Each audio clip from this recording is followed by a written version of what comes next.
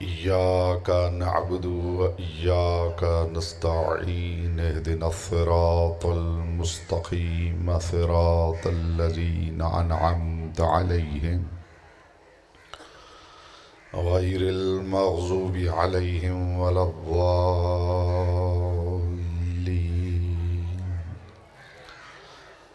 فصل على محمد وآله الطيبين واللعنة الله على اعدائهم اجمعین۔ مل کے بلند آواز سے صلوات پڑھیں محمد و آل محمد۔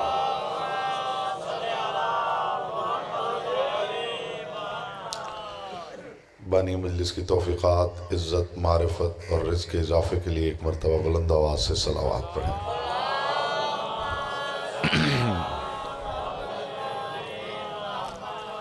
جتنے مومنین تشریف فرما ہیں درود ایسے پڑھیں جیسے پڑھنے کا حق ہے، بلند آواز سے محمد و آل محمد۔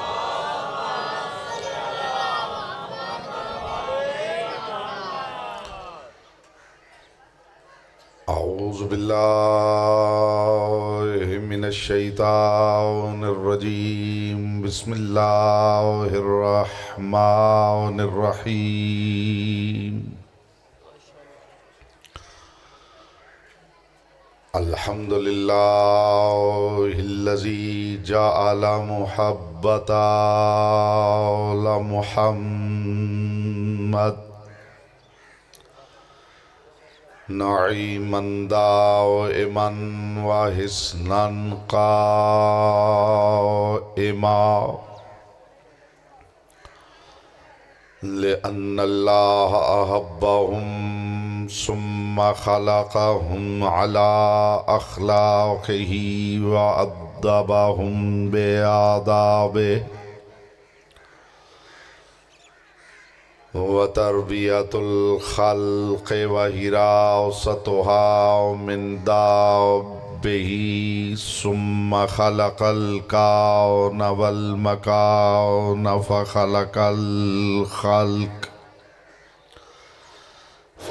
الخلق ذي حاجة وآهة وآفات۔ صلوات بر محمد و آل محمد۔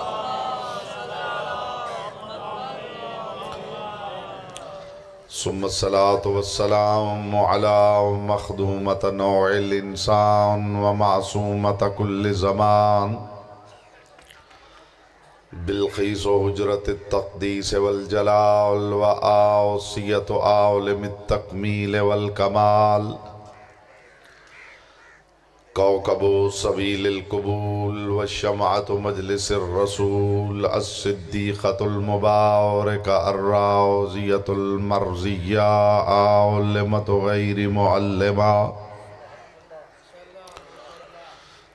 ام الکتاب و ام العلوم و ام الانوار و ام ابیہا، ام الائمة الہدى و حلیلة صاحب اللواء والکریمة عند الملاء الاعلی فاطمة الزہراء۔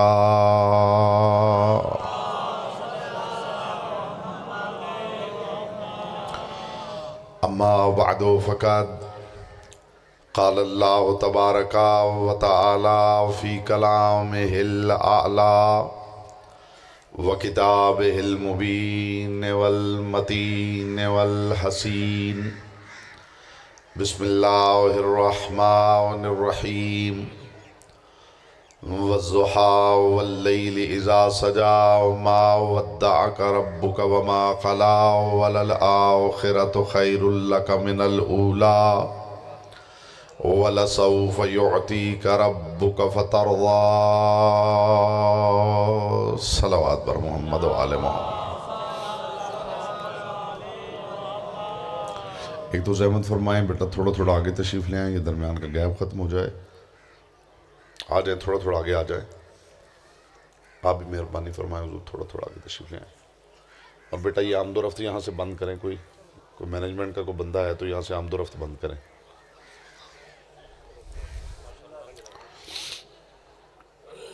بار دیگر بلند آواز سے صلوات پڑھیں۔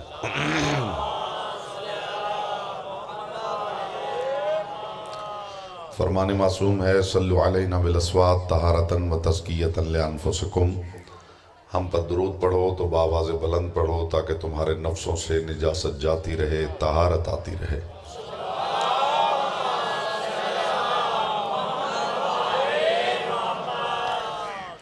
حضرات دی وقار، محبان آل اطہار، شیعان حیدر کرار، برادران اہل سنت، ساکنان بزم معرفت، سرمستان مہکدہ ولایت،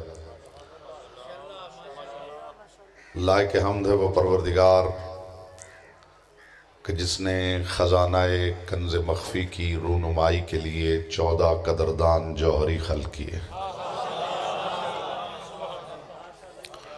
میرے سامنے زیرک سامعین تشریف فرما ہیں، اور آپ جانتے ہیں کہ ادھر ادھر کی باتیں مجھے نہیں آتی، نہ مجھے اچھل کود کی خطابت آتی ہے، نہ مجھے شور کی خطابت آتی ہے۔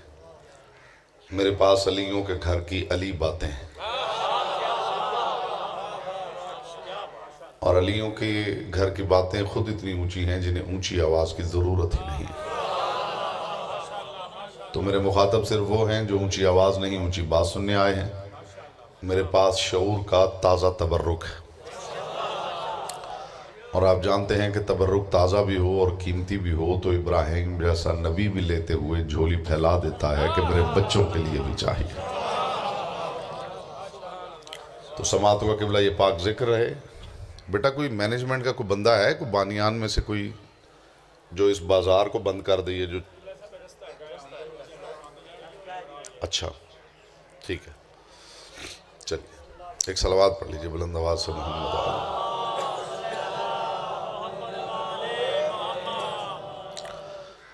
لائق حمد ہے وہ پروردگار کہ جس نے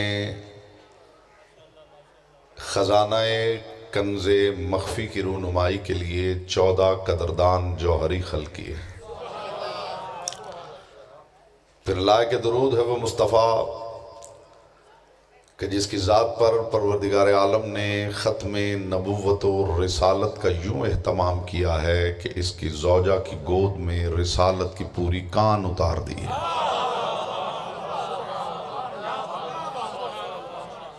آپ کو بات پسند نہیں آئی میرے بھائی؟ اچھا کوشش بیٹا کریں کہ چہرے سے حیرت ہٹا کے چہرے پہ تھوڑا نور مودت پھیلے۔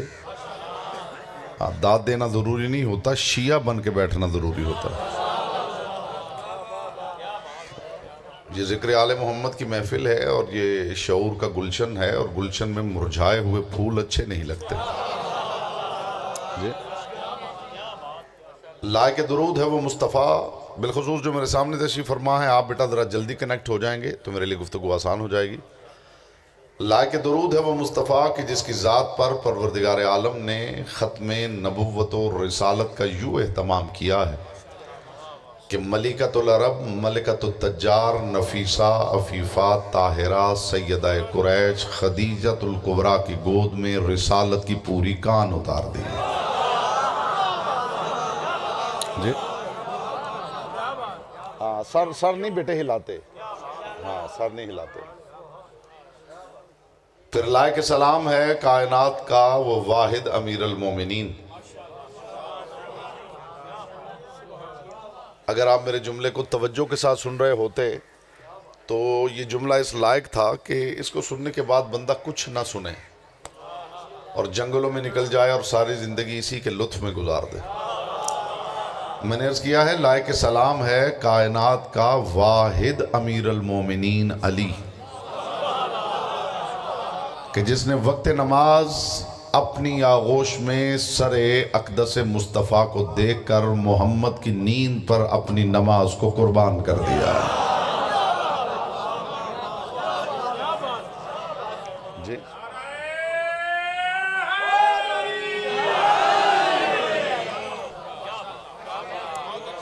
جملہ پھر دہراتا ہوں تاکہ بیٹا آپ کو بھی بات پسند آ رہی ہے۔ تو یہاں بیٹھے ہوئے بیٹا صرف مجلس میں اچھی بات سننے کو ملے تو جواب میں کچھ نہ کچھ کہنا ہوتا ہے، سر نہیں ہلانا ہوتا۔ بچہ بات کر رہا ہو تو سن کے باپ سر ہلا سکتا ہے، شاگرد بات کر رہا ہو تو سن کے استاد سر ہلا سکتا ہے، استاد بات کر رہا ہو سن کے شاگرد سر ہلائے تو خلاف تہذیب ہے۔ ذکر آل محمد کا ہو رہا ہو، جبریل بھی سنے تو سر نہیں ہلا سکتا ہے۔ تو یہاں بولنا ہوتا ہے میرے حضور، ہم اتنا سفر کر کے آتے ہیں آپ کے لیے، مخدومہ کونین آپ کو سلامت رہے۔ لائق سلام ہے کائنات کا وہ واحد امیر المومنین علی کہ جس نے وقت نماز اپنی آغوش میں سر اقدس مصطفیٰ کو دیکھ کر محمد کی نیند پر اپنی نماز کو قربان کر کے علی نے امت کو سمجھایا ہے کہ عبادت میں اطاعت نہیں، اطاعت میں عبادت ہے۔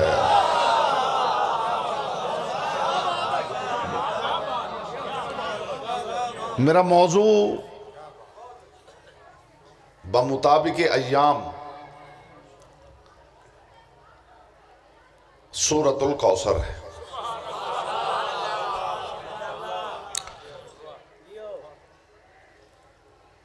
یہ بات یاد رہے کہ سورہ کوثر میں پروردگار عالم نے معدن الرسالت کے وہ موتی آبدار رکھے ہیں کہ جن کی دھمک کی شعور بشریت تاب نہیں لا سکتا ہے۔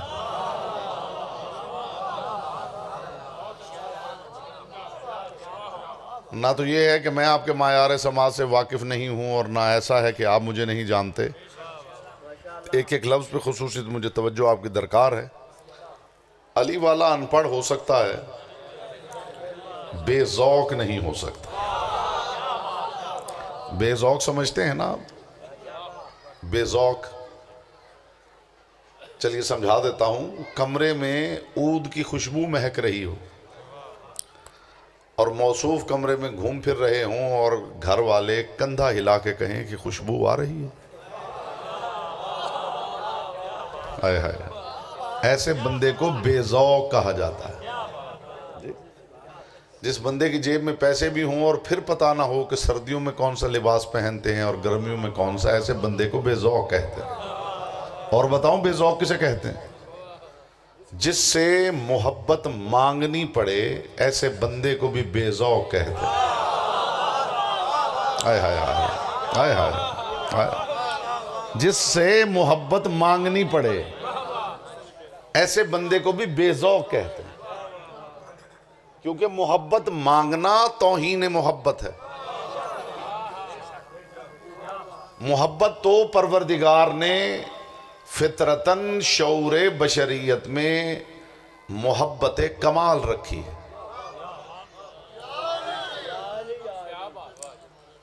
اتنا چھوٹا سا یا علی آپ رہنے ہی نہیں دیتے۔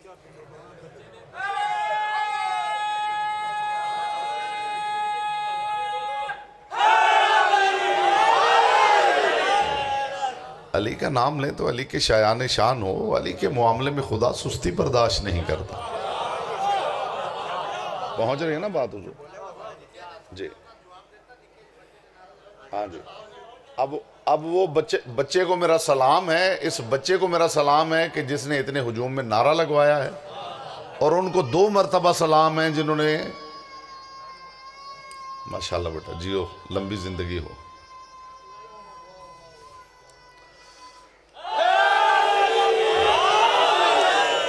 لمبی زندگی ہو، لمبی زندگی ہو۔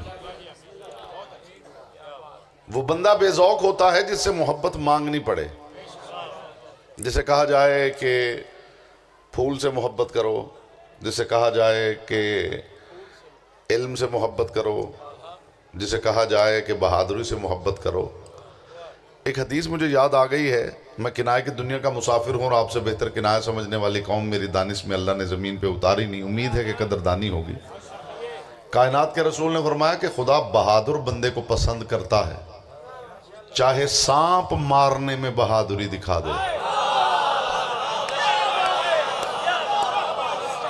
ہائے ہائے ہائے ہائے ہائے، میرا خیال ہے آپ نہیں تھک گئے۔ ہائے ہائے ہائے، پھر دہراؤں حدیث، دہراؤں رسول اللہ کی حدیث۔ کائنات کے رسول کا فرمان ہے کہ خدا بہادر انسان کو پسند کرتا ہے، چاہے سانپ مارنے میں بہادری دکھا دے۔ اور جو بندہ سانپ والی اپرچونٹی بھی اویل نہ کر پائے، ہائے ہائے ہائے، جی کیا خیال ہے؟ سانپ نکل آئے تو کچھ لوگ بھاگ جاتے ہیں، اور وہیں پہ کچھ ہوتے ہیں جو چھڑی پکڑ کے وہ کہتے ہیں میں ماروں گا۔ معصوم فرماتے ہیں کہ پروردگار چاہے سانپ مارنے میں شجاعت دکھائے، خدا ایسے بندے کو پسند کرتا۔ جو سانپ دیکھ کے بھاگ جائے، خدا ایسے بندے کو پسند نہیں کرتا۔ کیا خیال ہے حضور؟ تو ذوق اگر سمجھ میں آ گیا تو پھر لطف آ جائے گا صاحبان بزم معرفت۔ وہ بندہ بے ذوق ہے جس سے محبت طلب کرنی پڑے، جسے کہا جائے علم سے محبت کرو، جسے کہا جائے بہادر سے محبت کرو۔ فطرتاً انسان علم سے محبت کرتا ہے، جہالت سے نفرت کرتا ہے۔ فطرتاً انسان شجاعت سے محبت کرتا ہے، بزدلی سے نفرت کرتا ہے۔ اور جس بندے کو دعوت دینی پڑے محبت کی تو یہ محبت کی توہین ہے۔ اس کا مطلب ہے کہ جو دعوت دے رہا ہے وہ اس بندے کو بے ذوق سمجھتا ہے۔ عزت آل محمد کی قسم، حویلی زہرا کے ساتھ تو بشریت کو فطرتاً محبت کرنی چاہیے تھی۔ یہ خدا جو ان کی محبت مانگ رہا ہے، اصل میں اللہ تمہیں بے ذوق سمجھ رہا ہے۔ ہائے ہائے، حضور خدا بے ذوق سمجھ رہا ہے۔ اگر تم صاحبان ذوق ہوتے تو کہنے کی ضرورت تھی کہ ان لوگوں سے محبت کرو۔ بولیے بولیے، ذرا سوچئے تو صحیح میں نے کہا کیا ہے۔ کہنے کی ضرورت تھی حضور، فطرتاً انسان ان سے محبت کرتا ہے، اس لیے کہ ان سے بہتر کوئی ہے ہی نہیں۔ تو کیوں نہ، اس کا مطلب ہے خدا نے محبت طلب کی ہے تو اصل میں خدا بے ذوق سمجھ رہا ہے۔ مجھے علی کی پاک نالین، استقبال میں آپ فضائے ملکوتی میں اڑ بھی جائیں تو حق سماعت ادا نہ ہو، مجھے علی کی پاک نالین سے اڑنے والی طاہر گرد کے چمکتے ہوئے مقدس تبرک کی قسم، غدیر دین کی ضرورت کی وجہ سے قائم نہیں ہوئی، امت کی بے ذوقی کی وجہ سے قائم ہوئی ہے۔ ہائے ہائے ہائے ہائے ہائے ہائے، جیئے جیئے، سلامت رہیں، مصطفیٰ کی بیٹی آپ سے راضی رہیں۔ جی آپ نے خوب استقبال کیا ہے میرے بھائی۔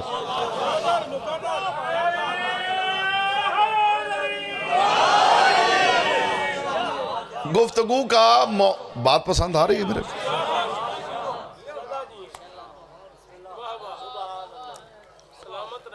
جو بندہ درخت کے سائے میں بیٹھ جائے نا، وہ اپنے گرد و نواح سے بے نیاز ہو جاتا ہے۔ سائے میں جو بیٹھ جائے، گرمی ہو، حدت ہو، دھوپ ہو، اور بندہ کسی گھنے درخت کی چھاؤں میں بیٹھ جائے تو وہ دائیں بائیں کے ماحول سے بے نیاز ہو جاتا ہے، اسے نیند آ جاتی ہے۔ مجلس میں وہ بندہ بے نیاز ہو جاتا ہے جو کیمرے کی چھاؤں میں بیٹھ جائے۔ کیمرے کے ارد گرد 10 فٹ کا ریڈیس جو ہے وہ نہ بولنے دیتا ہے، نہ کچھ سمجھنے دیتا ہے، نہ مجلس میں شامل ہونے دیتا ہے۔ تو اس لیے کوشش کیا کیجئے کہ جیسے آگے جگہ ملے فوراً مجلس میں وہاں پہ بیٹھیے۔ سورۃ الکوثر، اس بحر ناپیدا کنار میں پروردگار عالم نے معدن الرسالت کے وہ موتی آبدار رکھے ہیں کہ جن کی دمک کی شعور بشریت تاب نہیں لا سکتا۔ یہ جلالت قدر کوثر ہے کہ اترنے والی ہر آیت، ہر سورت یا اونٹ کی ہڈی پہ لکھی گئی ہے، یا جانور کی کھال پہ لکھی گئی ہے، یا درخت کی چھال پہ لکھی گئی۔ یہ کوثر کی جلالت قدر ہے کہ یہ کعبے پر آویزاں کی گئی ہے۔ سماعتیں بیدار ہوں گی تو کچھ عرض کر پاؤں گا۔ یہ جلالت، ابھی جملہ میں نے آپ کے باب شعور کے باہر روکا ہے کہ اذن دخول ملے تو حاضر ہو۔ یہ جلالت قدر کوثر ہے کہ یہ کعبے پر آویزاں کی گئی ہے، یہ جبین کعبہ کا زیور بنی ہے، اور یاد رکھیے کوثر کعبے ہی پہ جچتی ہے۔ اس لیے کہ رسول فرماتے ہیں مثل ولی فی امتی کمثل کعبۃ المشہورہ، میری امت کا کعبہ علی ہے، کعبہ علی ہے، کوثر زہرا ہے۔ ہائے ہائے ہائے ہائے ہائے ہائے جی، کوثر کعبے ہی پہ جچتی ہے۔ آپ تک بھی بات پہنچ رہی ہے حضور؟ کعبہ علی ہے، کوثر سیدہ، اور کوثر کعبے ہی پہ جچتی ہے۔ بات پہنچ رہی ہے حضور؟ یہ جلالت، اور اگر کوئی سورے کو مختصر سا سورہ، قرآن مجید کا سب سے مختصر سورہ، 3 ہی تو لائنیں ہیں۔ اِنَّا آتَيْنَاكَ الْكَوْثَرَ فَصَلِّ لِرَبِّكَ وَانْحَرْ إِنَّ شَانِئَكَ هُوَ الْأَبْتَرُ۔ کتنا مختصر سورہ ہے، لیکن یہ کمال سورۃ الکوثر ہے۔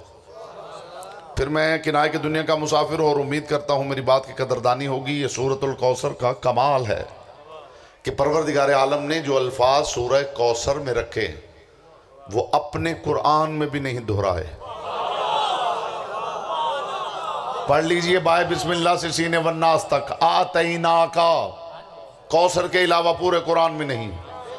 لفظ الکوثر پورے قرآن میں اور کہیں نہیں۔ فصلی لربک اور پورے قرآن میں کہیں نہیں۔ ونہر پورے قرآن میں اور کہیں نہیں۔ شانئک پورے قرآن میں اور کہیں نہیں۔ ابتر پورے قرآن میں اور کہیں نہیں۔ امت غور نہیں کرتی، جسے خدا اپنے ہاں نہیں دہرا رہا محمد کے ہاں کیسے دہرا دے گا؟ ہائے ہائے ہائے ہائے، یہ یکتائی ہے کوثر کی، یہ حضور کوثر کی یکتائی ہے، یہ وحدت کوثر ہے جی، یہ کمال ہے کوثر۔ اور میں اس جملے پہ دیکھوں گا، جی بیٹا سلامت رہیں، آل محمد آپ کو سلامت رکھیں۔ استقبال میں آپ فضائے ملکوتی میں اڑ بھی جائیں تو حق سماعت ادا نہ ہو۔ جو لوگ یہ سمجھ رہے ہیں کہ اتنا مختصر سا سورہ ہے، اس میں خدا نے کیا کہہ دیا ہوگا، وہ پھر اس حویلی کے اصغر کو نہیں جانتے۔ میں کہاں سے لاؤں وہ لفظ جو اتر جائیں آپ کے دل میں؟ ہائے ہائے، آپ یقین کیجئے جس طرح قیمتی بات آپ قیمتی انداز سے سماعت فرما رہے ہیں، اگر ساری قوم قیمتی بات سننے لگے تو پڑھنے والے ممبر پہ محنت کر کے آئیں۔ جب آپ سطحی باتوں پہ بولتے ہیں، جب آپ اچھل کود پہ بولتے ہیں، جب آپ چاہتے ہیں کہ پڑھنے والا آئے ایک ہاتھ یہاں پہ مارے، دوسرا ہاتھ وہ وہاں پہ جا کے مارے، کبھی مائک پکڑے اور سامعین کے اندر چلا آئے جی، کبھی بالوں کو ادھر جھٹکا دے، کبھی بالوں کو ادھر جھٹکا دے، اگر اس طرح کے لوگ آپ چاہتے ہیں تو پھر توقع بھی یہی کیجئے کہ وہ آپ کو کیا سنائیں گے جی۔ اور اگر آپ قیمتی بات کی طرف متوجہ ہو جائیں، قیمتی بات کی قدر کریں، تو ہر بندے کو پتا ہو کہ یہاں بیٹھنا ہے تو کچھ کہنا ہے، ادھر ادھر کی ہانکنی نہیں ہے۔ میں جو بات کر رہا ہوں کہیں سے کبھی کسی سے آپ نے سنی ہو تو یہاں مجلس میں خاموش بیٹھ کے آپ احتجاج ریکارڈ کروا سکتے ہیں، ورنہ زبان استعمال کرنے کا عدل آپ جانتے ہیں سلمان محمدی نے کیا بتایا، دہرانے کی ضرورت نہیں، ہر مجلس میں دہرایا نہیں جانا چاہیے۔ جو اس سورے کے اختصار کی طرف متوجہ ہے کہ مختصر سا سورہ ہے، وہ اس گھر کے اصغر کو نہیں جانتا، وہ اس حقیقت سے پھر ناآشنا ہے کہ کلام اس پروردگار کا ہے جو ذرے سے کائنات نکال لیتا ہے، کلام اس پروردگار کا ہے جو بیج سے تناور درخت برآمد کر لیتا ہے، اور کیا کہوں کلام اس کا ہے جو نقطے میں سے قرآن نکال لیتا ہے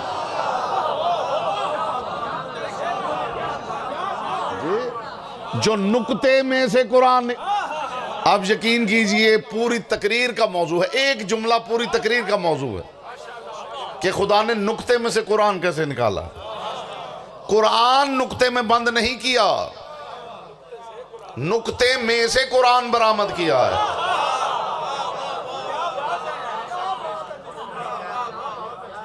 یہ جو اسلام آپ کے سامنے ہے، میرا پیغام جہاں جہاں تک پہنچے پہنچائیے، لوگوں کو پریشان کر کے، لوگوں کو چٹکیاں کاٹ کے، لوگوں کو تکلیف دے کے، لوگوں کو بیزار کر کے مذہب آل محمد کی تبلیغ نہیں ہوتی۔ مذہب آل محمد کی تبلیغ علم سے ہوتی ہے، ادب سے ہوتی ہے، کوئی غیر سنے تو خود کھچا چلا ہے. 2-4 محفلوں میں ٹیسٹ ڈیولپ ہو جائے پھر خود جی چاہے کہ اس محفل میں بیٹھنا چاہیے.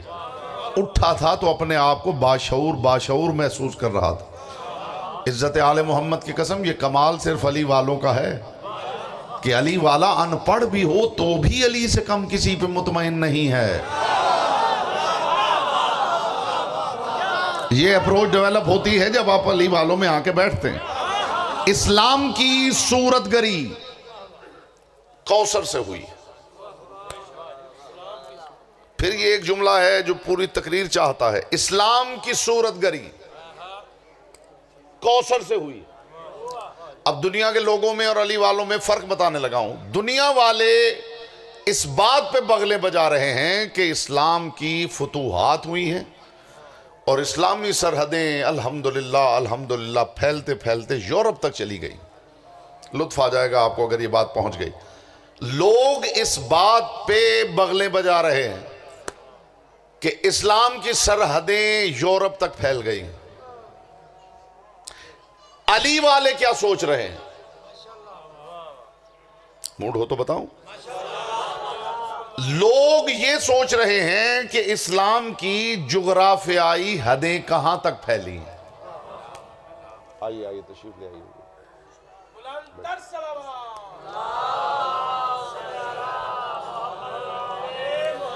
ایک صلوات شیعوں کی طرح پڑھ لیجئے ذرا.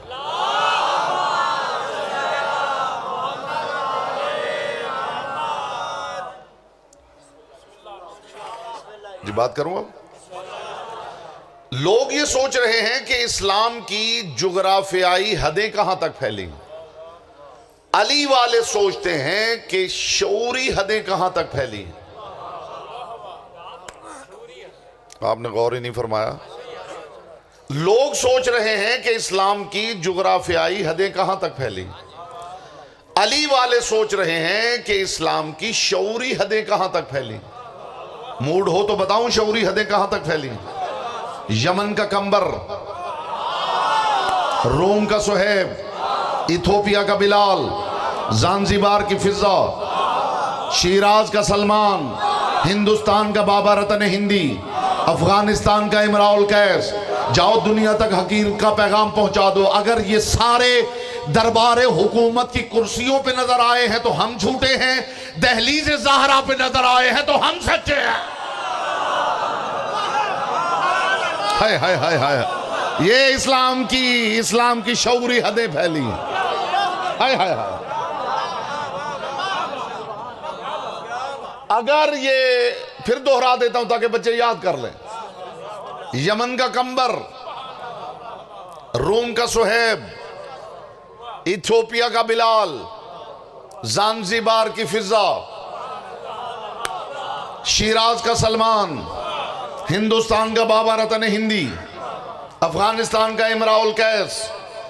اگر یہ دربار حکومت میں بیٹھے نظر آئے ہیں تو اسلام حکومت نے پھیلایا ہے. اور دہلیز زہرا کے باہر نظر آئے ہیں تو اس کا مطلب ہے کوثر نے پھیلایا ہے. اِنَّا أَعْطَيْنَاكَ الْكَوْثَرَ. کتنی سامنے کی بات میں نے عرض کی ہے میرے بھائی. دیکھیے میں اتنا ہی پڑھنے کا عادی ہوں جتنا میں خود محسوس کرتا ہوں کہ سامعین سن رہے ہیں. خواہ کی گفتگو نہ میرے پاس ہے، نہ اتنی سستی گفتگو ہے میرے پاس کہ خواہ کرتا جاؤں. جب تک آپ کے چہروں پہ میں رونق دیکھوں گا انشاءاللہ گفتگو کروں گا. اور یہ بھی میں مجلسوں میں بتاتا رہتا ہوں کہ مجلس میں یہ جو آپ کے چہروں پہ رونق ہوتی ہے اسے طلب کہا جاتا ہے، اور اسی کے مطابق ہمیں وہاں سے رسد عطا ہوتی. اور قانون یہ ہے کہ رسد بمطابق طلب ہوا کرتی. اب آپ کی طلب بتائے گی کہ آپ کو کتنی رسد درکار. جی آپ کی طلب بتائے گی کہ آپ کو کتنی رسد درکار. ایک ہوتا ہے ٹیکسٹ، ایک ہوتا ہے کانٹیکسٹ. آپ نے پریشان نہیں ہونا.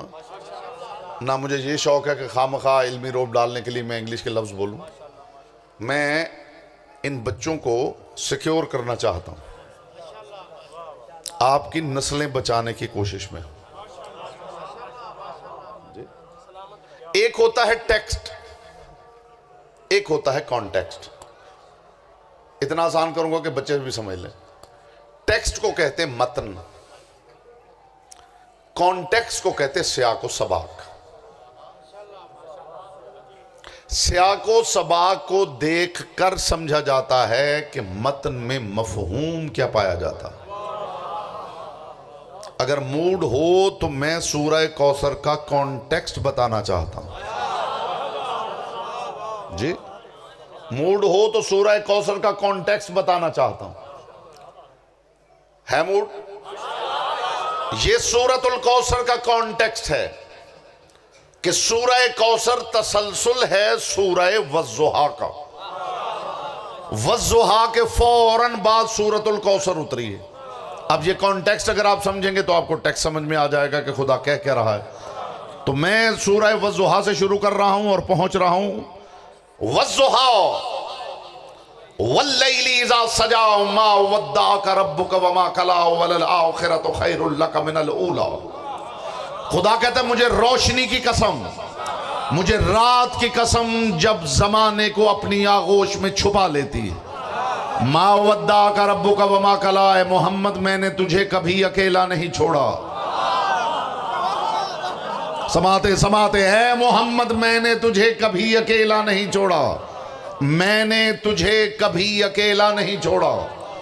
میں تب تک یہ جملہ دہراؤں گا جب تک آپ خود نہ پہنچ جائیں کہ میں کیا کہہ رہا ہوں.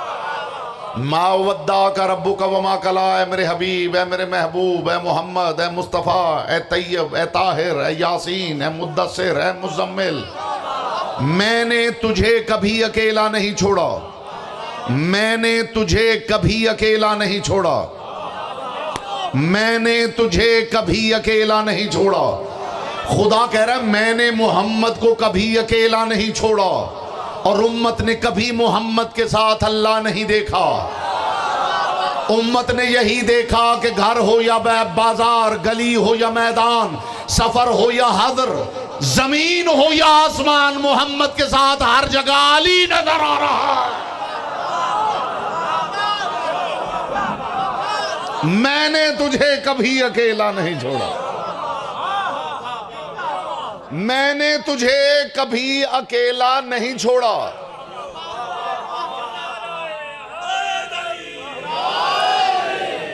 میں نے تجھے کبھی اکیلا نہیں چھوڑا.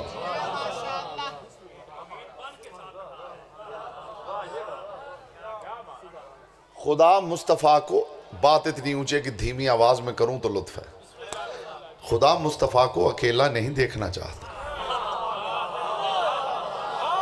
جو بندے پوچھتے پھرتے ہیں نا کہ علی یہاں آ سکتا ہے، یہاں آ سکتا ہے، وہ یاد رکھے خدا محمد کو اکیلا نہیں دیکھنا چاہتا. ہائے ہائے ہائے. ما ودعک ربک وما قلی، اے میرے حبیب میں نے تجھے کبھی اکیلا نہیں چھوڑا. میں نے تجھے کبھی اکیلا نہیں چھوڑا. ما ودعک ربک وما قلی وللآخرۃ خیر لک من الاولی. اے میرے حبیب تیری آخرت، تیرا انجام کار تیری ابتدا سے بہتر ہے.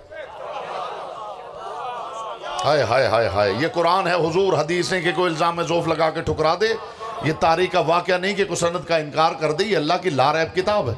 وَلَلْآخِرَةُ خَيْرٌ لَكَ مِنَ الْأُولَىٰ. اے میرے حبیب تیرا انجام کار، تیری آخرت تیری ابتدا سے بہتر. ایک بات یاد رہے کہ بہتر کمتر کے مقابلے میں آتا ہے. اگر کسی شے کو بہتر مانا جائے تو جو مقابلے میں بیان ہو اسے کمتر ماننا پڑتا ہے. یہ گھر اس گھر سے بہتر ہے تو اس کا مطلب کیا ہے کہ وہ گھر اس سے کمتر ہے. کلاس میں یہ طالب علم اس طالب علم سے بہتر ہے تو اس کا لازمی مطلب ہے کہ وہ اس سے کمتر ہے. آپ کو علی کا جملہ یاد نہیں جو سارے زمانے میں مشہور ہو گیا ہے لیکن مشہور غلط ہو گیا ہے کہ علی نے فرمایا میں زمین کے راستوں سے آسمانوں کے راستے بہتر جانتا. ہائے ہائے. بات ضائع کریں گے تو لطف کیا آئے گا. علی نے فرمایا کہ میں زمین کے راستوں سے آسمانوں کے راستے. تو بہتر تو کمتر کے مقابلے میں آتا ہے. اب یہ اگر علی کا جملہ مان لیا جائے تو پھر یہ ماننا پڑے گا کہ معاذ اللہ علی زمین کے راستے آسمانوں سے کم جانتے. چلیں آپ کو اگر نہیں لگ رہا اتنا قیمتی تو رہنے دیتے ہیں, کوئی اور بات کر لیں. اگر آپ کو قیمتی نہیں لگ رہی بات, اگر حضور علی کی یہ بات یوں مان لی جائے کہ علی نے فرمایا میں آسمانوں کے راستے زمین کے راستوں سے بہتر جانتا ہوں, تو پھر اس کا مطلب ہے کہ علی زمین کے راستے آسمانوں سے کم جانتا ہے. اب تو بڑی زندگی گزر گئی ہے, 50 سال گزر گئے ہیں. جب میری ایج 22-24 سال کی تھی تب میں نے یہ پہلی مرتبہ حدیث پڑھی تھی اور مجلسوں میں سنی بھی. میں یہ ہضم نہیں کر سکا. یہ کیسے مان لوں کہ علی نے کہہ دیا کہ میں زمین کے راستوں سے آسمانوں کے راستے بہتر جانتا, پھر یہ بھی مان لوں کہ علی زمین کے راستے آسمانوں سے کم جانتا. کئی سال میں ڈھونڈتا رہا ہوں کہ علی کا سچا فرمان مل جائے, اور عزت آل محمد کی قسم بہار الانوار میں مجھے پھر علی کا سچا فرمان کئی سالوں کے بعد ملا, اور پڑھ کے میرا دل باغ باغ ہو گیا. علی منبر پہ فرما رہے تھے انی بترک السماوات عالم منکم بترک الارض, اتنے تم زمین کے راستے نہیں جانتے جتنے علی آسمانوں کے جانتا ہے. ہائے ہائے ہائے ہائے ہائے ہائے ہائے, اتنے تم زمین کے راستے نہیں. بسم اللہ حضور, بسم اللہ. میں زمین کے راستوں کی نسبت آسمانوں کے راستے بہتر نہیں جانتا, میں تم سے بہتر آسمانوں کے راستے جانتا. یہ سینس بنتی ہے نا, اس بات کی بنتی ہے یا نہیں حضور جی؟ دیکھیے ایسے گلشن میں علم کا جو گلستان ہے اس سے قیمتی تازہ خوبصورت پھول چن چن کے ہم آپ کے لیے گلدستہ بنا کے لاتے جی. تو اگر قدردانی نہ ہو تو پھر بات کا لطف نہیں ہے. وَلَلْآخِرَةُ خَيْرٌ لَكَ مِنَ الْأُولَى. آئیے جناب تشریف لائیے, آئیے. آپ ماشاءاللہ ٹائم پہ آ گئے, ہم ذرا جلدی آ گئے تھے.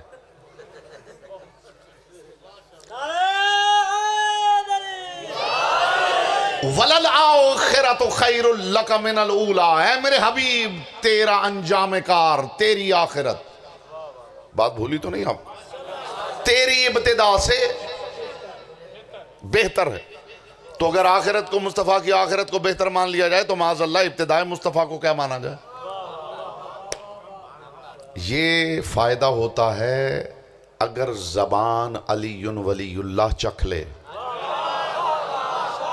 ایک جملے میں بتانے لگا ہوں کہ خدا کہنا کیا چاہتا ہے. وَلَلْآخِرَةُ خَيْرٌ لَكَ مِنَ الْأُولَى.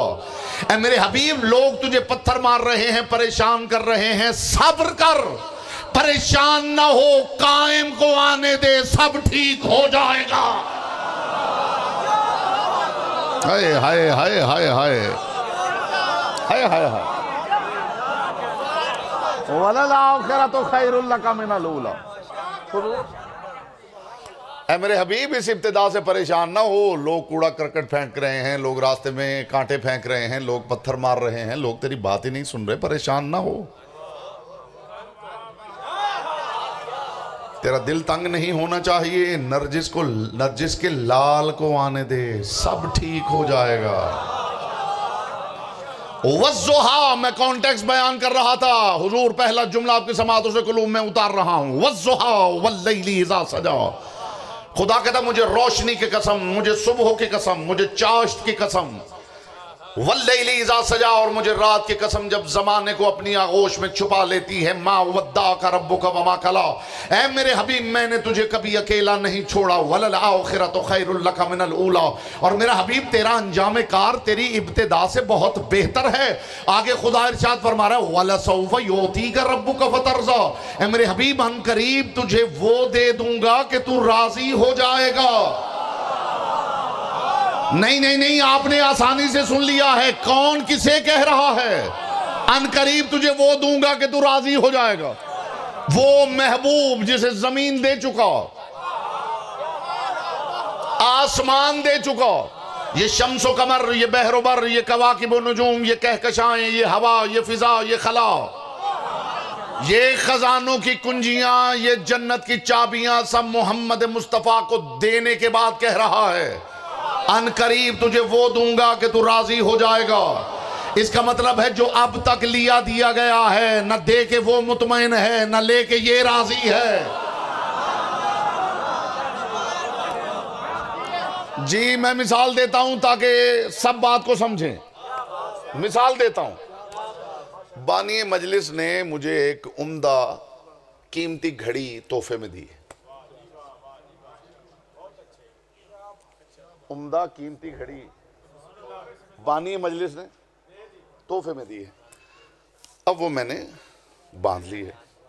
کچھ دنوں کے بعد بانی مجلس پھر تشریف لائے، انہوں نے دیکھا کہ میری کلائی پہ گھڑی نہیں۔ انہوں نے کہا کہ مولانا آپ کو گفٹ کی تھی گھڑی، وہ کہاں گئی؟ تو میں نے کہا وہ اصل میں مجھے پتا چلا تھا کہ آپ زواریوں پہ جا رہے ہیں تو سفر پہ جا رہے تھے، میں نے آپ کے لیے صدقہ کر دی۔ ہائے ہائے ہائے، یہ بات رہ گئی تو سمجھیے ساری مجلس ہی رہ گئی۔ مجھے ایمان سے بتائیے کہ بانی مجلس اگر دوبارہ مجھے کبھی زندگی میں گفٹ دینے کا پروگرام بنا لے تو کیا اس کے ذہن میں یہ نہیں ہوگا کہ یہ تو گھڑی کو خاطر میں نہیں لائے، انہیں کیا دیا جائے کہ محبت کا بھرم قائم رہ جائے؟ جو محبوب کائنات کو خاطر میں نہیں لا رہا، خدا اسے کیا دے کہ محبت کا بھرم قائم رہ جائے؟ خدا کائنات دینے کے بعد فرما رہا ہے وَلَسَوْفَ يُعْطِيكَ رَبُّكَ فَتَرْضَىٰ، ان قریب تجھے وہ عطا کروں گا کہ تو راضی ہو جائے گا۔ اس کے فوراً بعد جبریل سورہ لے کے اترو، اِنَّا أَعْطَيْنَاكَ الْكَوْثَرَ۔ سماعتیں سماعتیں سماعتیں سماعتیں، ہائے ہائے ہائے ہائے،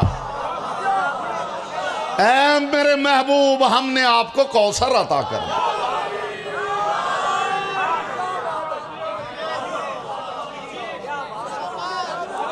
جو محبوب کائنات کو خاطر میں نہیں لا رہا، جو محبوب کائنات کو خاطر میں نہیں لا رہا، اب محب محبوب کو کیا تحفہ دے کہ محبت کا بھرم قائم رہے؟ کچھ ایسا تو دے کہ جو کائنات سے بڑا ہو۔ خدا نے وعدہ کر کے مصطفیٰ نے راضی ہو کے بتا دیا ہے کہ خدا و مصطفیٰ کی نگاہ میں وجود زہرا کائنات پہ بھاری ہے۔ اِنَّا أَعْطَيْنَاكَ الْكَوْثَرَ، اے میرے حبیب ہم نے آپ کو کوثر عطا کیا۔ فَصَلِّ لِرَبِّكَ وَانْحَرْ، نماز پڑھیے اور قربانی دیجئے۔ کسی عربی دان سے جا کے پوچھ لیجئے گا، کسی عالم دین سے جا کے پوچھ لیجئے گا، جملہ یوں بھی مکمل تھا، اِنَّا أَعْطَيْنَاكَ الْكَوْثَرَ صَلِّ لِرَبِّكَ وَانْحَرْ۔ نماز پڑھیے، صلی صیغہ امر ہے، صلی پڑھیے۔ خدا نے صلی نہیں کہا، فصلی کہا۔ اس فا کو فا للفور کہتے ہیں، یہ بلا فصل کرنے کے لیے لائی جاتی ہے، اور اس فا کو سوائے غدیریوں کے کوئی نہیں جانتا۔ کائنات کے رسول نے غدیر میں اسی لیے علی کا بازو پکڑ کے کہا تھا من کنت مولا فہذا علی مولا۔ اس کا مطلب کیا ہے؟ ہم نے کوثر دی ہے، فوراً نماز پڑھ۔ ہائے ہائے ہائے ہائے ہائے ہائے ہائے، سمجھیے مقام کوثر کیا ہے؟ ہم نے کوثر دی ہے۔ ام المومنین حضرت عائشہ رضی اللہ تعالی عنہا، ان سے کسی نے پوچھا کہ یہ کوثر کیا ہے؟ فخر الدین رازی نے تفسیر کبیر میں 16 صفحات لکھے ہیں یہ سمجھانے میں کہ کوثر کیا ہے۔ تفسیر تبری، محمد ابن جریر تبری، انہوں نے 14 صفحات لکھے ہیں یہ سمجھانے میں کہ کوثر کیا ہے۔ لیکن ام المومنین نے جو ایک جملہ کہا ہے نا، سمجھ لیجئے ساری تفاسیر پہ حاوی ہے، لطف آ جائے گا آپ کو۔ کسی نے پوچھا ہے ام المومنین یہ تو بتائیے کہ یہ کوثر کیا ہے؟ کوئی کہتا ہے چشمہ ہے، کوئی کہتا ہے حوض ہے، کوئی کہتا ہے ایک جھیل ہے، کوئی کہتا ہے جنت کی نہر ہے، کوئی کہتا ہے اولاد کثیر ہے، کوئی کہتا ہے خیر کثیر ہے۔ تو انہوں نے فرمایا، عجیب بات کی ہے انہوں نے، عجیب بات۔ مجھے پوچھا ام المومنین یہ بتائیے کہ کوثر کیا ہے؟ انہوں نے فرمایا کہ اگر کوئی بندہ تنہائی میں اپنے دونوں کانوں میں انگلیاں ڈال لے تو وہ کوثر کی آواز کو سن سکتا ہے.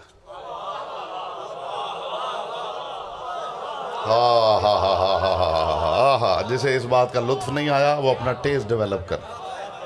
آپ ذرا تجربہ کیجئے گا گھر جا کے نا، گھر جا کے تو جہاں شور نہ ہو ادھر ادھر، تو آپ کانوں میں بالکل انگلیاں دبا کے بیٹھ جائیے. کچھ دیر کے بعد آپ کو آواز آنی شروع ہو جائے گی جیسے کوئی آبشار گر رہی ہے.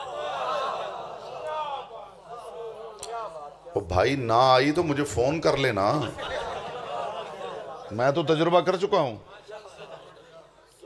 ام المومنین نے فرمایا کہ اگر بندہ ہائے ہائے ہائے اگر بندہ کانوں میں انگلیاں دے لے تو جو آواز آتی ہے وہ کوثر کی آواز.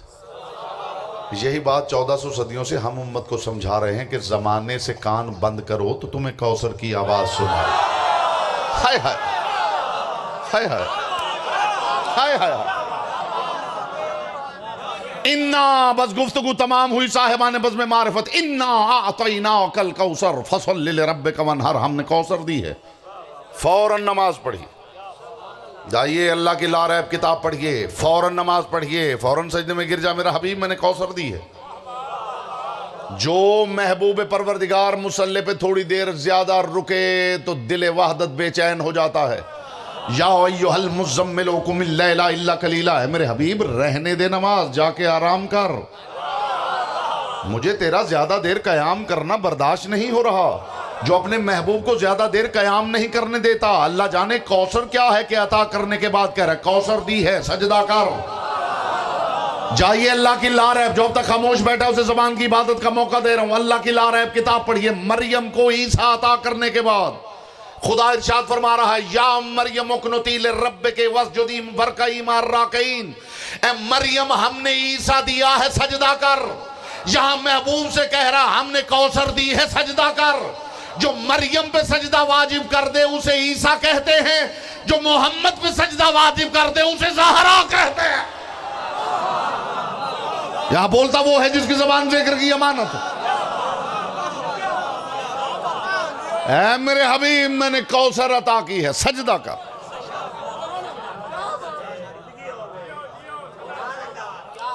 ونہر اور قربانی دے. دستور محبت یہ ہے کہ محب محبوب کے لیے قربانی دیتا ہے. خدا جانے نگاہ پروردگار میں کوثر کیا ہے کہ محب محبوب سے قربانی مانگ رہا. ہائے ہائے ہائے ہائے. تیرا دشمن ابتر ہے. شاید اسی جملے پہ گفتگو تمام ہو رہی ہے. تیرا دشمن ابتر ہے. عربی میں دشمن کو کہتے عدو. کبھی آپ نے لفظ شان سنا ہے کہ فلاں فلاں کا شان ہے؟ سنا ہے کہیں؟ سنا ہے تو بتائیے کہ فلاں فلاں کا شان ہے. بھائی سنا ہے تو بتا دیجئے، نہیں تو بتا دیجئے. نہیں سنا نا؟ عدو سنا ہے کہ فلاں عدو علی ہے، فلاں عدو زہرا ہے، فلاں عدو رسول ہے، فلاں عدو اللہ ہے. تو عربی میں دشمن کو کہتے ہیں عدو. لیکن سورہ کوثر میں پروردگار نے لفظ عدو استعمال نہیں کیا. اِنَّا شَأْنِئَکَ، تیرا شان وہ ابتر ہے. اب فرق بتاؤں، شان بھی دشمن ہوتا ہے، عدو بھی دشمن، لیکن فرق ہے. جھگڑا مال کا ہو، زمین کا جھگڑا ہو اور کوئی دشمن بن جائے، ایسے دشمن کو عربی میں عدو کہتے ہیں. اور کوئی صرف اس لیے دشمن بن جائے کہ اس نے اتنا بڑا گھر بنا لیا ہے، ایسے حاسد کو عربی میں شان کہا جاتا ہے. عزت آل محمد کی قسم، آل محمد کا جو دشمن بنا ہے کسی شے کی وجہ سے نہیں بنا، حسد کی وجہ سے بنا. تجھ سے جلنے والے، تجھ سے حسد کرنے والے. بات آ گئی ہے تو باب حکمت کے دروازے سے ایک نسخہ لیتے جائیے. ہم انسان اتنے گرے ہوئے ہیں، اتنے ہم انسان پست ہیں اور اتنے بے شعور کہ پہلے محنت کر کے روٹی کماتے ہیں اور جب کما لیتے ہیں تو پھر اتنی کھا لیتے ہیں کہ پھر لاکھوں روپے لے کے ڈاکٹرز ڈھونڈتے پھرتے ہیں کہ جی روٹی سے جان چھڑوا دیجیے. ہائے ہائے ہائے, عجیب بات کی ہے میں. کیوں حضور؟ پہلے محنت کر کے روٹی کماتے ہیں اور جب کما لیتے ہیں تو پھر اتنی کھا لیتے ہیں کہ پھر لاکھوں روپے نیوٹریشنسٹ کو ڈھونڈتے پھرتے ہیں کہ جناب یہ 2 لاکھ روپے لے لیجئے, روٹی سے جان چھڑوا دیجئے. پھر وہ پیسے بھی لے لیتا ہے اور جواب میں صرف اتنا کہتا ہے کہ آپ نے روٹی نہیں کھانی. ہائے ہائے ہائے, ذرا اندازہ لگائیے ہماری حالت کیا ہے. ڈاکٹر کے کہنے پہ چھوڑ دیں گے, اللہ کے کہنے پہ نہیں چھوڑیں گے. جاؤ امیر المومنین کی زبان سے ایک نسخہ کیمیا لیتے جاؤ. علی فرماتے ہیں, جن کا خیال ہے لاکھوں روپے ڈاکٹر کو دوں گا تو صحت مند ہو جاؤں گا, علی فرما رہے ہیں صحت الجسد من قلت الحسد. علی فرماتے حسد چھوڑ دو صحت مند ہو جاؤ گے. ہائے ہائے ہائے ہائے ہائے ہائے ہائے, حسد چھوڑ. ہائے ہائے ہائے ہائے ہائے.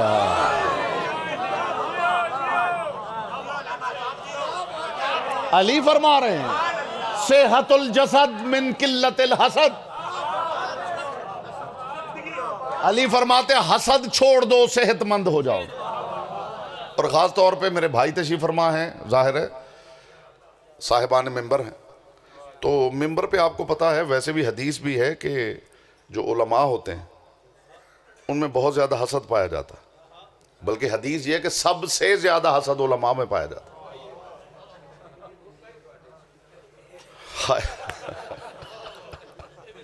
ایک صلوات پڑھ لیجیے بلند آواز. جی ہاں جی ہیں جی ہیں جی ہیں.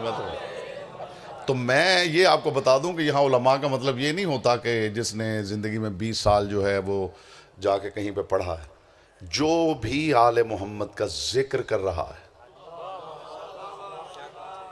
آپ مجھے ذاکر کہہ لیں تو بھی ٹھیک ہے, ان کو علماء کہہ لیں تو بھی ٹھیک ہے.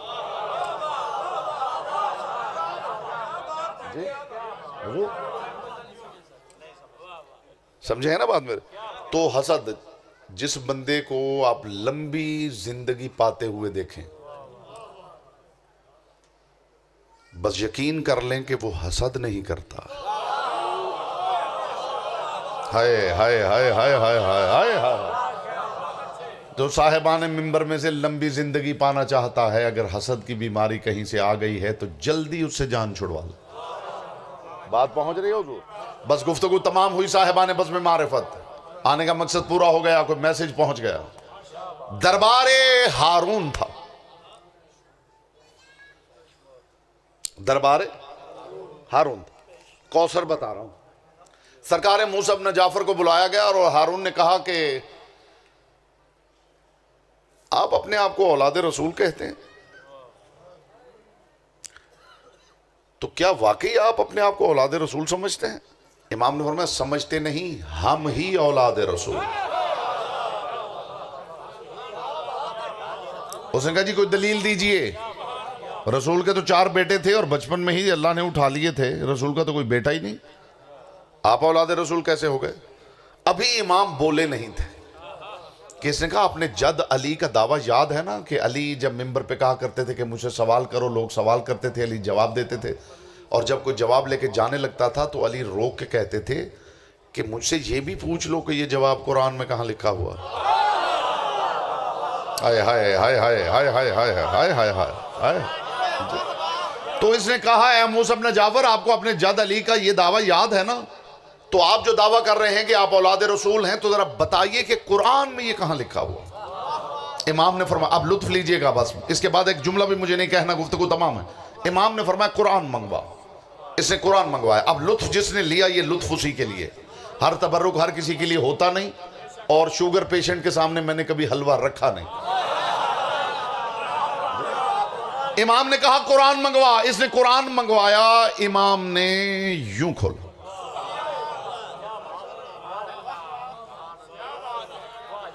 اب آپ کے آگے حلوہ کیا رکھوں. اب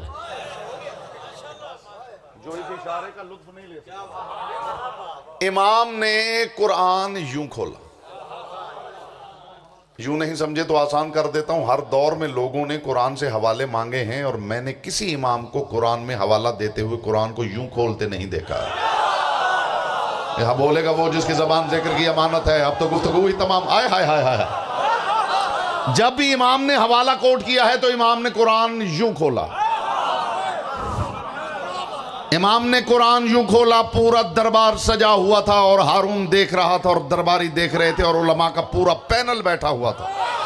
سرکار موسیٰ بن جعفر نے یوں قرآن کھولا اور فرمایا یہ دیکھ اللہ کی لا ریب کتاب کہہ رہی ہے وَمِن ذُرِّيَّتِهِ دَاوُودَ وَسُلَيْمَانَ وَأَيُّوبَ وَيُوسُفَ وَمُوسَى وَهَارُونَ وَزَكَرِيَّا وَيَحْيَا وَعِيسَى وَإِلْيَاسَ كُلٌّ مِّنَ الصَّالِحِينَ۔ امام نے فرمایا یہ دیکھ اللہ کی لا ریب کتاب کہہ رہی کہ نوح کی اولاد میں تھے داؤد، سلیمان، یوسف، ایوب، موسیٰ، ہارون، زکریا، الیاس، یحییٰ اور عیسیٰ۔ امام نے فرمایا یہ دیکھ قرآن کیا کہہ رہا ہے، عیسیٰ کس کی اولاد تھا؟ کہنے لگا نوح کی۔ امام نے فرمایا عیسیٰ کا تو باپ ہی نہیں تھا۔ مبہوت ہو کے کہنے لگا مریم کے وسیلے سے۔ امام نے سینے پہ ہاتھ رکھ کے کہا زہرا کے وسیلے سے۔ بولو جس کی زبان ذکر کی امانت ہے۔ ہائے ہائے ہائے ہائے ہائے ہائے ہائے ہائے، جیے بھائی جیے بھائی، ہائے ہائے ہائے ہائے،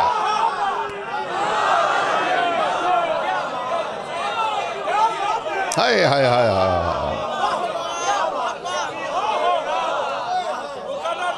ہائے ہائے۔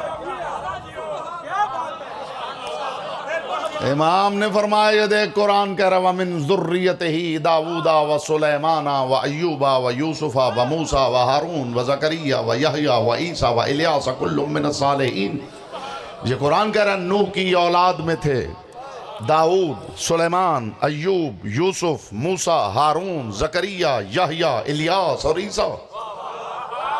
امام نے فرمایا قرآن عیسیٰ کو نوح کی اولاد سے کہہ رہا ہے، کیسے؟ عیسیٰ کا تو باپ ہی نہیں تھا، مبہوت ہو گیا اور مبہوت ہو کے کہنے لگا مریم کے وسیلے سے۔ امام نے سینے پہ ہاتھ رکھ کے کہا زہرا کے وسیلے سے۔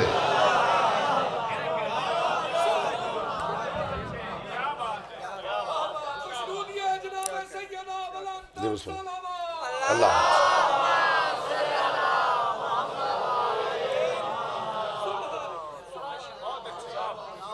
اچھا اچھا اچھا، سیدہ جب تشریف لاتی تھی تو رسول کیا کرتے تھے؟ اچھا یہ آپ نے سنا ہے کہ سیدہ جب آتی تھیں تو رسول اٹھ کے کھڑے ہو جاتے تھے، کہیں آپ نے یہ بھی سنا یہ پڑھا ہے کہ علی کے لیے رسول اٹھے ہوں؟ نہیں، دل سے دعا دیں گے اگر میں دکھا دوں کہ رسول علی کے لیے کب اٹھے؟ رسول علی کے لیے تب اٹھتے تھے جب علی آتے تھے اور سیدہ رسول کے پاس بیٹھی ہوتی تھی۔ علی آتے تھے، سیدہ اٹھتی تھیں، سیدہ اٹھتی تھی تو مصطفیٰ اٹھ کے کھڑے ہو جاتے۔ ہائے ہائے ہائے ہائے ہائے ہائے ہائے ہائے ہائے، جی آپ سلامت رہیں، آپ سلامت رہیں، محمد کی بیٹی آپ سے راضی رہیں۔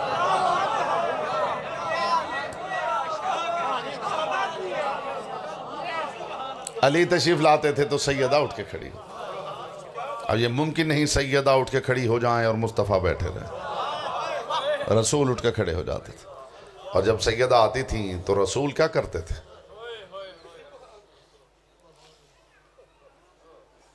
سیدہ تشریف لاتی تھی تو رسول اپنے کندھے کی عبا اتارتے تھے، اہتمام سے بچھاتے تھے اور بچھا کے کہتے تھے کہ بیٹی تشریف رکھی۔ سیدہ بیٹھ جاتی تھی، عزت آل محمد کی قسم کتابیں بتاتی ہیں جب تک بی بی بیٹھی رہتی تھی پہلو میں محمد چپ کر کے کھڑے رہے۔ وہ سارے رونے کے لیے اسی لیے اکٹھے ہوئے ہیں کہ لوگ کرسیوں پہ بیٹھے رہے، زہرا چپ کر کے کھڑے۔ مرحبا مرحبا مرحبا مرحبا۔ ایک یا دو جملے مجھے مصائب کے کہنے، آنے کا مقصد پورا ہو جائے۔ لوگ کرسیوں پہ بیٹھے رہے، زہرا چپ کر کے کھڑی رہی۔ کچھ دیر گزرنے کے بعد کبھی کھڑی نہ رہنے والی کبھی بیوی دایاں پاؤں اٹھاتی تھی، کبھی بیوی بایاں پاؤں اٹھاتی تھی اور پلٹ کے کہتی تھی سلمان انہیں بتا میں ان کے نبی کی بیٹی۔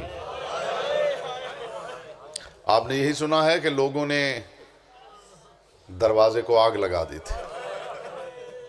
دعائے صنم قریش، اب بچوں کے پاس اینڈرائڈ فون ہیں، ان میں سے بھی گوگل کریں دعائے صنم قریش، پڑھ کے جگر پھٹ جائے۔ دعائے صنم قریش کے لفظ یہ ہیں قد اخربا بیت النبوہ وَأَلْحَقَ سَمَاؤُهَا بِأَرْضِهَا۔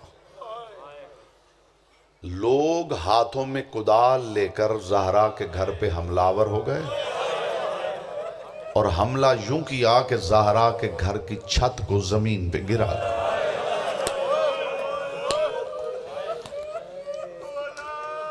یہ یہاں مجلس ہو رہی ہے، یہاں آزادات تشریف فرما ہے نا، مرد تشریف فرما ہے، یہ پردہ ہے، یہ پردے کی دیوار سمجھ لیجیے یا وہ پردے کی دیوار سمجھ لیجیے۔ جب تک یہ قائم ہے آپ اپنے آپ کو محفوظ سمجھ رہے ہیں، اور ابھی یہ دیوار گر جائے آپ اپنے آپ کو کتنا غیر محفوظ سمجھیں گے؟ یہاں صرف مرد بیٹھے ہوئے ہیں اپنے آپ کو غیر محفوظ سمجھیں گے اگر پردے والی دیوار گر جائے۔ دنیا پوچھتی ہے کب تک رو گے؟ دعا کرو ہم مر جائیں۔ 700 بندوں نے ہاتھوں میں کدال لے کر علی کے گھر کی پردے والی دیوار گرا دی۔ پورے 2 مہینے اس دیوار کی جگہ کپڑا باندھ کے علی اپنی بیٹیوں کو پیچھے چھپا تھا۔ اے علی کی بیٹیوں، انہوں نے محمد کی بیٹی کا حیا نہیں کیا، تم تو علی کی بیٹیاں۔ اجرکم اللہ، اجرکم اللہ، اجرکم اللہ۔ پاک سیدہ یہ آوازیں اپنی بارگاہ میں قبول کرے، یہ ماتم یہ گریہ اپنی بارگاہ میں قبول کرے۔ میں آپ کے لیے دعا کرتا ہوں محمد کی بیٹی کسی آنکھ کے کشکول کو یہاں سے خالی نہ بھیجے۔ ماں مرنے لگے، اولاد چھوٹی ہو، اولاد میں صرف بیٹے ہوں، تو ماں سوچتی ہے مر جاؤں گی، ان کا باپ موجود ہے، وہ آسانی سے پال لے گا۔ لیکن خدا کی قسم گھر جا کے اپنی ماں بہنوں بیٹیوں سے سوال کیجئے، کسی ماں کی چھوٹی چھوٹی بیٹیاں ہوں، وہ مرنے لگے تو دعا مانگتی ہے پروردگار کچھ دیر اور جینے دے، میری بچیاں چھوٹی ہیں، میرے بعد ان کا باپ ان کو کیسے پالے؟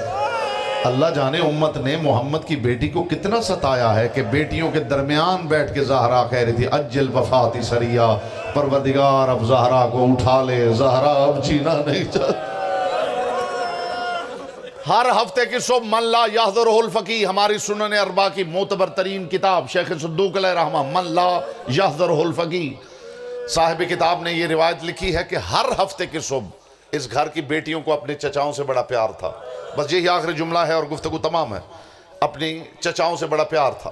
ہر ہفتے کی صبح بنت مصطفیٰ احد کے میدان میں، زنان بنو ہاشم کے جھرمٹ میں، کنیزوں کے جھرمٹ میں، مصطفیٰ کی بیٹی احد کے میدان میں جناب حمزہ کی قبر پہ جاتے تھے۔ جناب حمزہ کی قبر، یہ جو تسبیح آپ کے ہاتھ میں ہے، پہلی مرتبہ سیدہ نے جناب حمزہ کی قبر کی مٹی لے کر پانی میں گوندھ کے دانے بنائے، پھر دھاگے میں پرو کے پہلی تسبیح بنائی۔ یہی تسبیح تھی جو محمد کی بیٹی کے دائیں ہاتھ میں رہتی تھی۔ اس جملے پہ اگر کوئی ہائے کہہ دے گا تو وہ بھی کافی ہو جائے گا، اور اگر کوئی رخساروں کی عبادت کر لے گا تو پھر تو بڑی بات ہے۔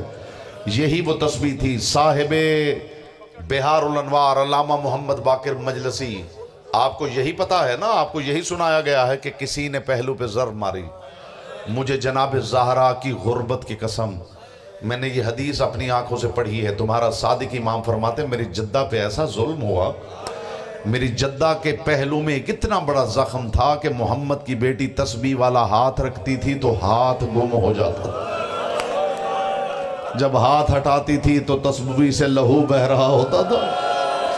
اجرکم اللہ، اجرکم اللہ۔ یہی حق ہے، اسی انداز سے رونا چاہیے زادارو۔